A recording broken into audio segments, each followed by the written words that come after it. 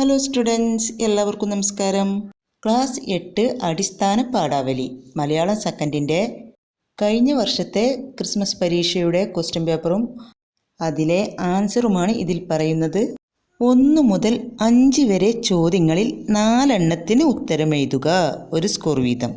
Number 1, 2 മത്സ്യങ്ങളെ ബുദ്ധൻ്റെ സ്പർശനമേറ്റി ഞാൻ ചിരഞ്ജീവിയായി. ചിരഞ്ജീവിയായത് answer തവള. നമ്പർ 2, പട്ടു കിട്ടുമ്പോഴും സന്തോഷമില്ലവ നൊട്ടും പണം കൂടെ മുമ്പേ നനയ്ക്കിയാൽ. ഈ വരികളിൽ പ്രകടമാകുന്ന മനുഷ്യ സ്വഭാവം. ആൻസർ ആർത്തി. നമ്പർ 3, മാതൃക പോലെ എഴുതുക. വന്ന കുട്ടി, കുട്ടി വന്നു. കണ്ട കാഴ്ച, കാഴ്ച കണ്ടു. നമ്പർ 4, പാടുപെട്ടു ജോലി ചെയ്യാതെ നീ എടുത്താൽ. മാമ്പേൻ ഉടൻ കല്ല്. ഈ സന്ദർഭത്തിന് യോജിക്കുന്ന പഴഞ്ചൊല്ലേത്?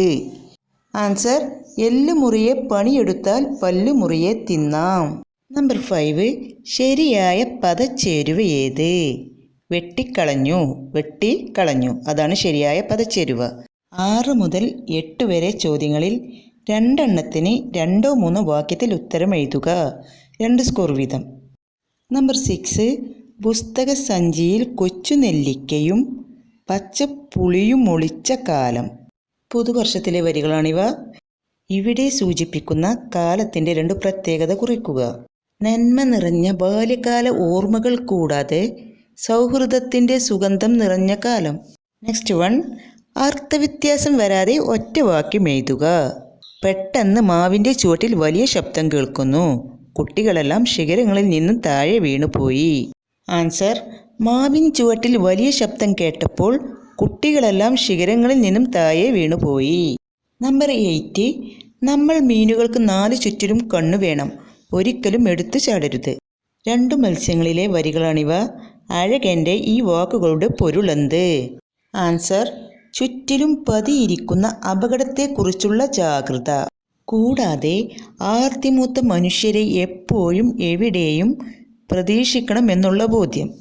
9 മുതൽ 14 വരെ ചോദ്യങ്ങളിൽ 5 എണ്ണത്തിന് അരപ്പുറത്തിൽ കവിയാതെ ഉത്തരം എഴുതുക. 4 സ്കോർ വീതം. നമ്പർ 9, എല്ലുകൾ ഉന്തി നിൽക്കുന്ന ആ ശരീരവും വളഞ്ഞ നട്ടെല്ലും ഒട്ടിയ കവിളും കുഴിഞ്ഞ കണ്ണും അർദ്ധനഗ്നമായ ശരീരവും ഒറ്റ നോട്ടത്തിൽ തന്നെ അയാളെ ഒരു കൃഷിക്കാരനെന്ന് വിളിച്ചു പറയും. അയാളുടെ കാലടികൾ ഇടറുന്നുണ്ടായിരുന്നു, കൈ വിറക്കുന്നുണ്ടായിരുന്നു, കണ്ടം ഉണങ്ങിക്കഴിഞ്ഞു. ഹൃദയത്തിൽ നിന്ന് ആരോ നടത്തുന്ന വായ്വെട്ടിൻ്റെ മാറ്റൊലികളും. ആ വായ്വെട്ടി എന്ന പാഠഭാഗത്തിലെ വരികളാണിവ. സന്ദർഭങ്ങൾ വിശകലനം ചെയ്ത് മർക്കോസ് ചേട്ടനെ മണ്ണിനോടും കൃഷിയോടുമുള്ള സ്നേഹത്തെക്കുറിച്ച് കുറിപ്പ് തയ്യാറാക്കുക. ഉത്തരത്തിൽ ഉൾപ്പെടുത്താവുന്ന കുറച്ച് പോയിന്റുകൾ പറയാം. മണ്ണിനെ അറിഞ്ഞ് കൃഷി ചെയ്ത കർഷകൻ. കൂടാതെ പ്രതികൂല സാഹചര്യങ്ങളിലും കൃഷിയെ നെഞ്ചോട് ചേർക്കുന്നു. സസ്യലതാദികളെ മക്കളായി കാണുന്ന വിശാലമായ കാഴ്ചപ്പാട്. ഒപ്പം പ്രകൃതിക്കും മണ്ണിലുമുള്ള മാറ്റങ്ങൾ തിരിച്ചറിഞ്ഞ കർഷകനാണ് മർക്കോസ് ചേട്ടൻ. കർഷകരെ ദ്രോഹിക്കുന്ന നയങ്ങൾക്കെതിരെ ശക്തമായി പ്രതികരിച്ചു.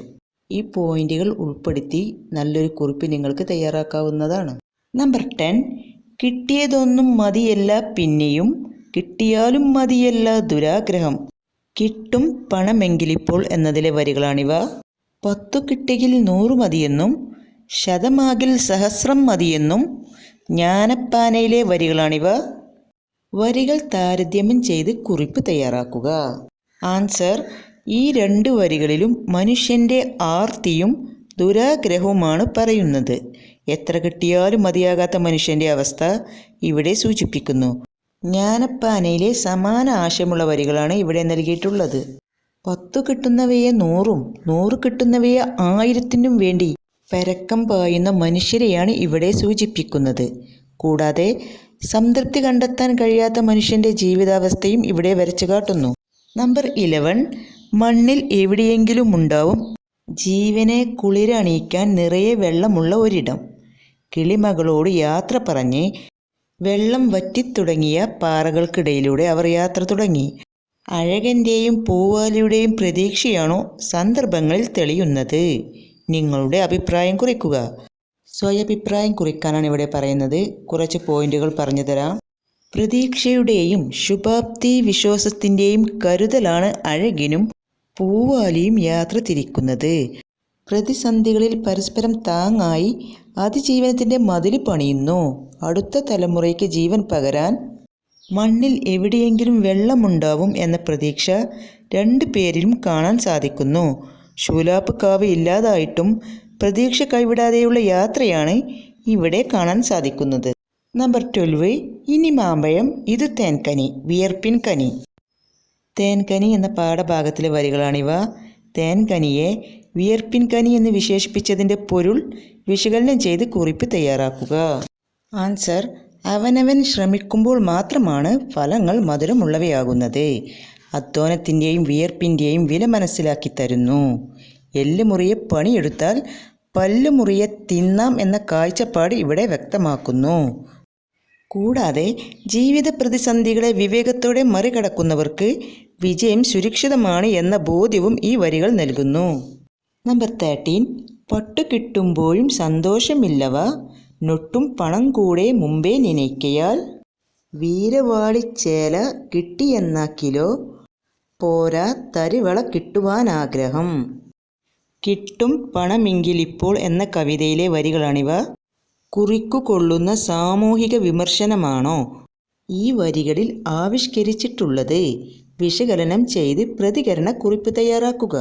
ആൻസർ: മനുഷ്യൻ്റെ ദുരാഗ്രഹത്തെ വിമർശനാത്മകമായി അവതരിപ്പിക്കുന്നു. കൂടാതെ വലിയ സന്തോഷങ്ങളിൽ പോലും സംതൃപ്തി കണ്ടെത്താൻ കഴിയാത്ത മാനസികാവസ്ഥ, അംഗീകാരങ്ങളും സമ്മാനങ്ങളും ലഭിക്കുമ്പോൾ അതിലും വലിയ നേട്ടം കിട്ടിയില്ലല്ലോ എന്ന നിരാശയാണ് മനുഷ്യനിൽ കാണാൻ സാധിക്കുന്നത്. സാമൂഹിക വിമർശനത്തിൻ്റെ മേമ്പൊടി ചേർത്ത് അവതരിപ്പിക്കുന്നു. നമ്പർ 14. ഭദ്രൻ ഈ ഔഷധച്ചെടിക്ക് ചുറ്റും കൂർത്ത മുനിയുള്ള മുള്ളുകൾ. ഞാൻ അതിനു മീതെ ചാടി ഉരുണ്ടു വീണു. വനഗായകൻ: മിടുക്കൻ, കൂട്ടുകാർക്ക് വേണ്ടിയല്ലേ, കൊള്ളാം. ഭദ്രൻ: അതെ, ഈ രക്തം പൊടിഞ്ഞ വേദന പോലും ഞാൻ അറിഞ്ഞില്ല.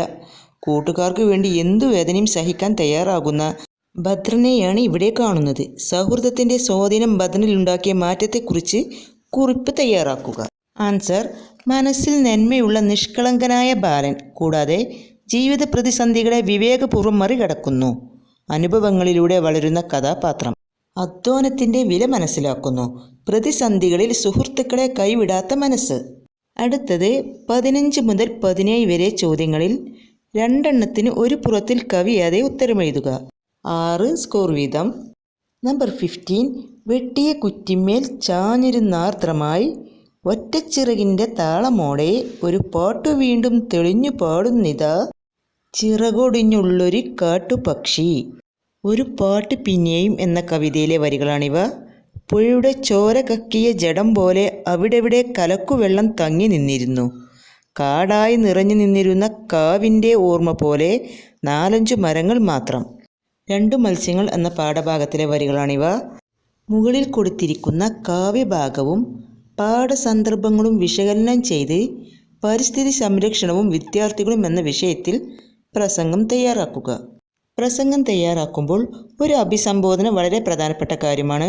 കൂടാതെ പ്രസംഗത്തിൻ്റെ വിഷയമായ പരിസ്ഥിതി സംരക്ഷണവും വിദ്യാർത്ഥികളും എന്നത് പ്രസംഗത്തിൽ ഉൾപ്പെടുത്താൻ ശ്രദ്ധിക്കുക. കൂടാതെ പരിസ്ഥിതി സംരക്ഷിക്കേണ്ടതിൻ്റെ ആവശ്യകത. ഈ ഭൂമി എല്ലാ ജീവജാലങ്ങൾക്കും അവകാശപ്പെട്ടതാണ്. 2 മത്സ്യങ്ങൾ എന്ന കഥയിലെ പ്രമേയം കൂടാതെ കഥയിലെ പ്രധാന സന്ദർഭങ്ങൾ, മനുഷ്യൻ്റെ ക്രൂരതകൾ, പുഴയും കാടും നശിപ്പിക്കുന്ന മനുഷ്യൻ, ആവാസ വ്യവസ്ഥ നഷ്ടപ്പെടുമ്പോൾ സംഭവിക്കുന്ന ആഘാതങ്ങൾ, കൂടാതെ സർവ്വജീവജാലങ്ങളുടെയും കൂടിച്ചേരലാണ് ഭൂമിയെ ഇവിടെ നിലനിൽപ്പിന് ആധാരം.